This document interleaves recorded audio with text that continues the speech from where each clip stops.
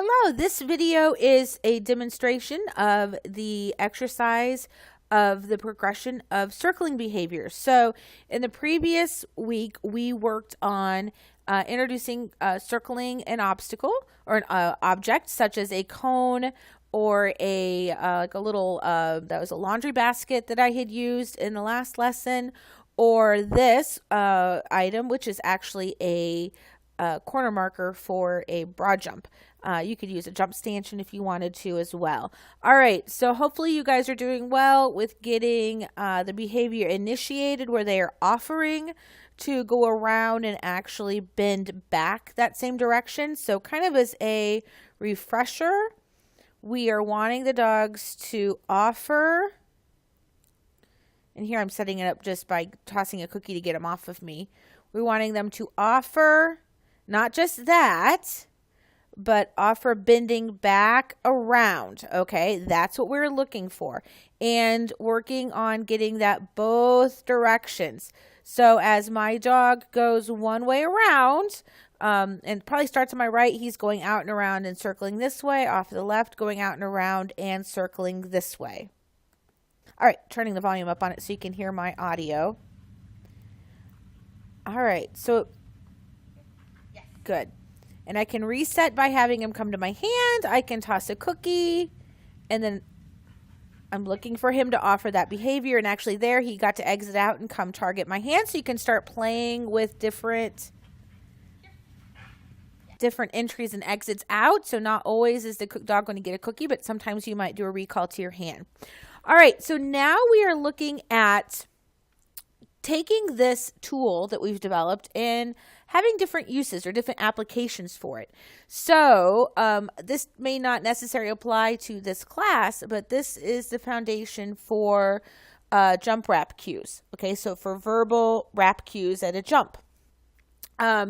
I do name it one direction is one word, the other direction is another word, which will later then transfer when I am sending my dog to a jump and I want him to wrap it to the right. I would give that cue for my dogs, which is hop or hop, hop, hop, means wrap to the right. Seek, seek, seek is wrap to the left. You can use whatever words you want to, and you can decide if you even want to use a directional cue or whether you want to use just a generic wrap cue. That's fine. That's not going to have a ton of application in this class per se, because we're going to use this then as another tool, which is going to be working on just sending them out around it. Which for me is going to be my a send cue, and we work on those, and that's a separate exercise in this lesson. We're not going to be asking for the multiple wraps of it. They just need to go out and around it and come back to us. All right. So it's a slightly different behavior. It doesn't continue around in a circle. It's just going around and coming back. So I just wanted to show this real briefly. Once my dog is offering the behavior and I'm wanting to then attach the verbal, I can start doing so. Turn this up so you can hear. Good. So as he was offering, I was just attaching that label to it, which is hop, hop, hop. I'm going to reset him up so I can anticipate he's going to be going to the left. Seek, seek, seek, seek, seek. There we go. And he gets reward for it. All right. I think I maybe go back the other extra.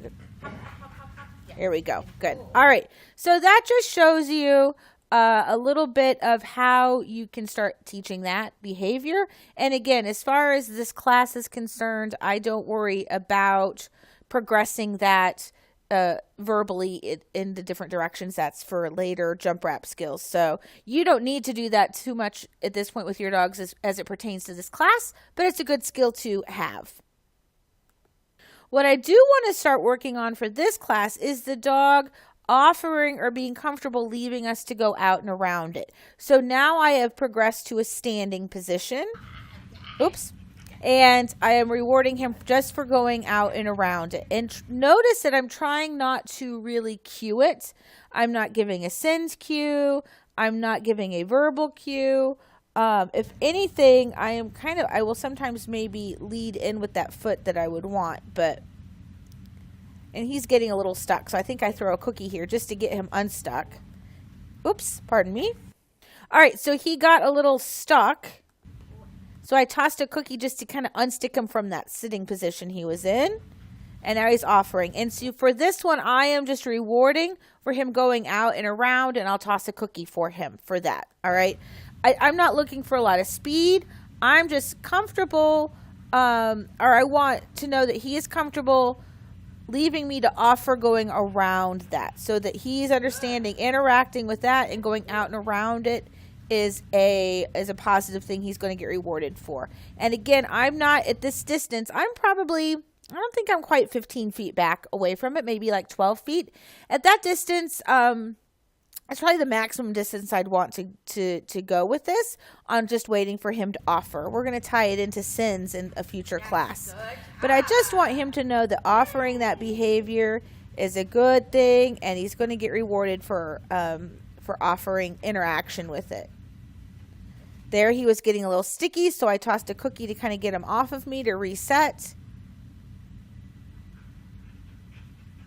Yeah, good dog.